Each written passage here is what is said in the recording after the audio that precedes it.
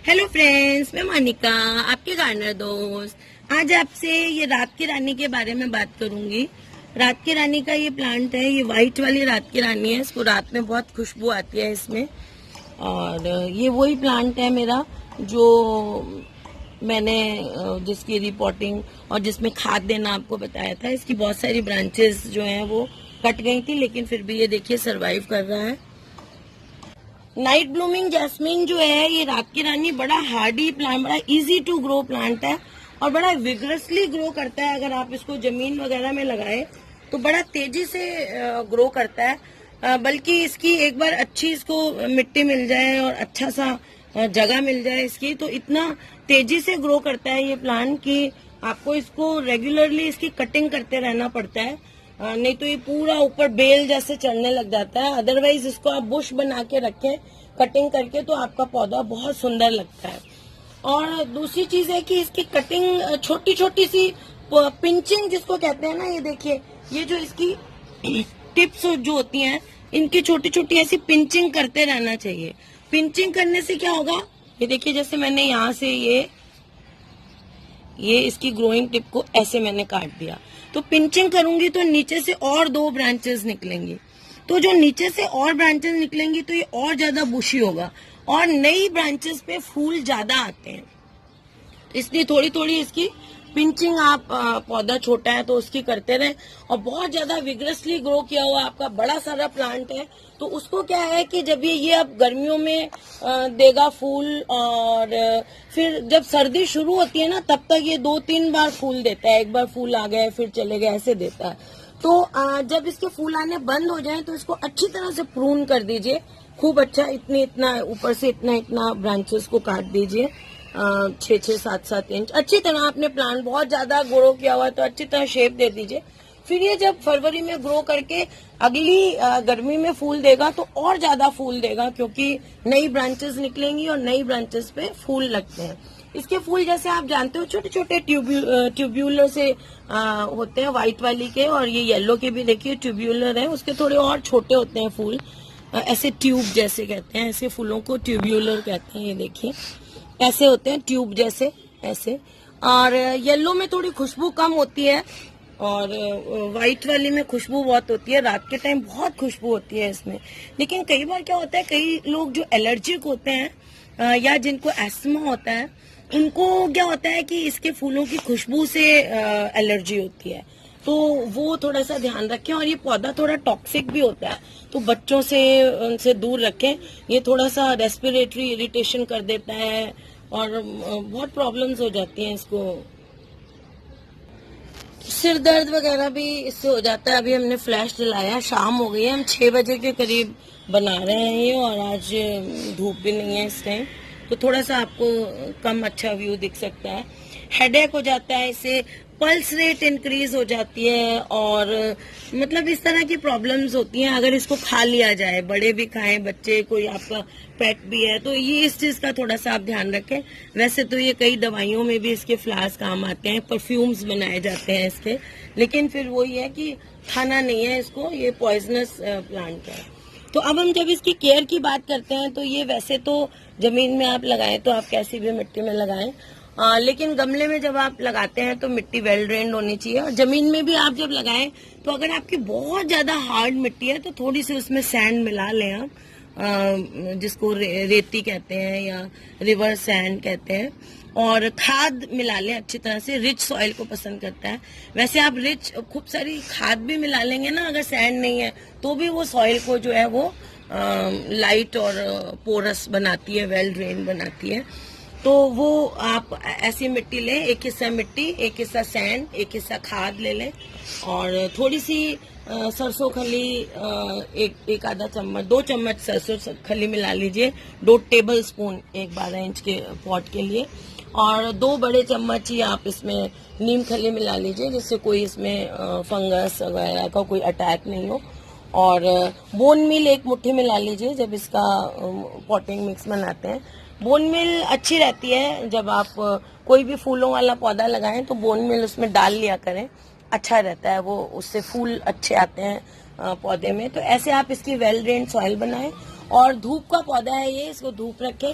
लेकिन बिल्कुल बहुत जो स्कॉचिंग हीट होती है ना दोपहर की गर्मियों में, जैसे हम लोगों के यहाँ 45 वैसे 46-7 तक टेम्परेचर जाता है, तो फिर कोई भी पौधा जब हम फुल धूप में रखते हैं, वैसे चंपा वगैरह चलता है, चंपा बोगनविलिया के अलावा जो भी पौधा रखते हैं वो थोड़ा सा धूप खाने लग जाता है, स्पेशली जब कंटेनर्स में लगाया हुआ होता है।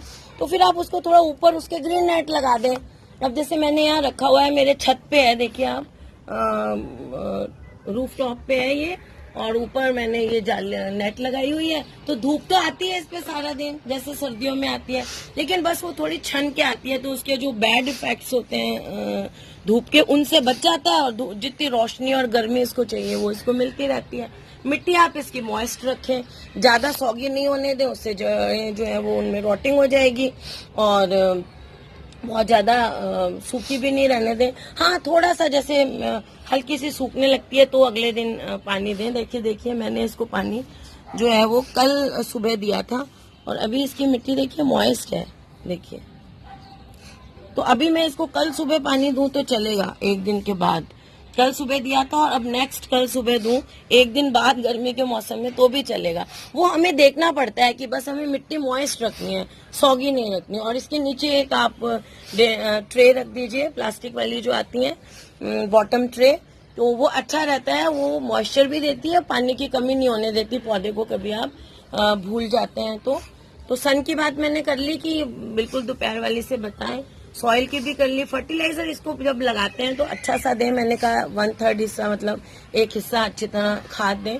और उसके बाद भी जब इसका फ्लावरिंग का सीजन है तो हम 15 दिन बाद 1 मुट्ठी 1.5 मुट्ठी 12 इंच के पॉट में वर्मी कंपोस्ट दे दें। वर्मी कंपोस्ट गर्मियों में अच्छी रहती है। अगर वर्मी कंपोस्ट नहीं है आपके पास और अच्छी तरह से सड़ी हुई काली एकदम गोबर की खाद है तो भी दें। खाद जब भी दें ऐसे गमले के रिम के साथ साथ दें, यहाँ दें साथ साथ, क्योंकि पौधे की जड़ें यहाँ होती हैं।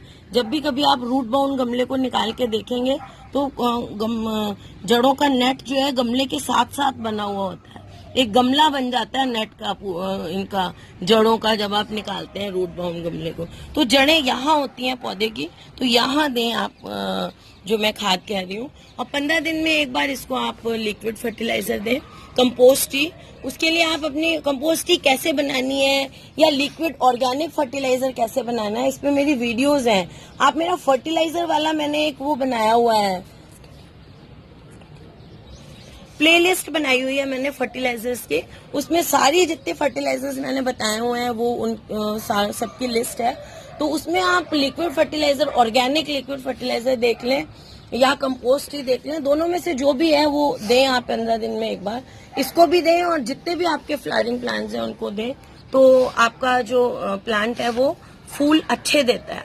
और फिर डेड हेडिंग करते रहें, जो फूल स्पेंट होते जा रहे हैं, जैसे ये फूल का गुच्छा है, जब ये मुरझा जाएगा तो मैं यहाँ से इसको काट दूंगी, यहाँ से इसको काट दूंगी। तो जब मैं इसको काटूंगी तो एनर्जी इनको मिलनी शुरू हो जाएगी, जो नीचे की बर्ड्स हैं। ये देखिए अभी इनको एनर्जी कम मिल रही है और सारी एनर्जी कहाँ जा रही है, इसको जा रही है, क्योंकि इनको खिलना है। और हालांकि येलो वाले में ज्यादा खुशबू नहीं आती, बस देखने में सुंदर लगता है। तो इसलिए डेड हेड करते रहे साथ साथ, उससे आपके पौधे में फूल ज्यादा अच्छे आएंगे। और पानी का ध्यान रखें, पौधे को आप दिन में 2 बार अच्छी तरह नहला दें। बहुत ज्यादा गर्मी का मौसम हो तो ठंडक रहती है तो पौधा खुश रहता है। फिर देखिए इसके ऊपर कहा जाता है कि बहुत ज्यादा सांप वगैरह आते हैं, तो सांप जो होते हैं उनको कोई खुशबू की सेंसेशन नहीं होती है सांप में, लेकिन बस इसलिए आते हैं क्योंकि इसमें खुशबू ज्यादा है, तो इसके पास इंसेक्ट्स ज्यादा आते हैं। फ्रॉग्स आएंगे, देखिए बाकी इंसेक्ट्स आते हैं इसके पास खुशबू से, ठीक है, वो पॉलिनेटर्स जो होते हैं वो आते हैं, और उनको खाने के लिए फ्रॉग्स आते हैं, और फ्रॉग्स वगैरह को खाने के लिए स्नेक्स आते हैं। इसलिए कहा जाता है कि इनके पास जो है वो सांप वगैरह ज्यादा आते हैं। तो फिर आप अपने पौधे को अच्छी तरह से, नीचे की मिट्टी अगर गार्डन में भी लगा हुआ है, नीचे से अच्छी तरह इसको क्लीन कर दें और साफ सफाई रखें, और कुछ ऐसा फिनाइल की 1 आधी गोली वगैरह आसपास रख दें जिससे कि दूसरे इंसेक्ट्स नहीं आए। और नीम ऑयल छिड़केंगे तो इंसेक्ट्स भी नहीं आएंगे इसके ऊपर। इंसेक्ट्स ज्यादा नहीं आएंगे तो पॉलिनेशन नहीं होगा, कम आए तो फ्रॉग्स वगैरह कम आएंगे, तो वो ध्यान रखिए, तो फिर सांप वगैरह भी नहीं आएंगे। तो ये इसका रीजन है कि इसके ऊपर सांप क्यों आते हैं। इसको थोड़ी सी एल्केलाइन, स्लाइटली एल्केलाइन सॉइल पसंद है, बहुत ज्यादा नहीं, स्लाइटली एल्केलाइन पसंद है। तो उसके लिए हम एक काम कर सकते हैं, जो पान की दुकान पे चूना मिलता है ना, वो वाला चूना लाकर और पानी में घोल लें उसको, और जैसे एक जो छोटी सी ट्यूब सी मिलती है, 1 चम्मच 1 लीटर पानी में घोल के अपने पौधे को दे दें, वो अच्छा रहता है। या फिर जो चौक होते हैं स्कूल वगैरह में ब्लैक बोर्ड पे लिखते हैं, वो ला के पानी में एक चौक घोल के उसका पानी दे दें, तो ये फ्लावरिंग अच्छी करेगा आपका पौधा।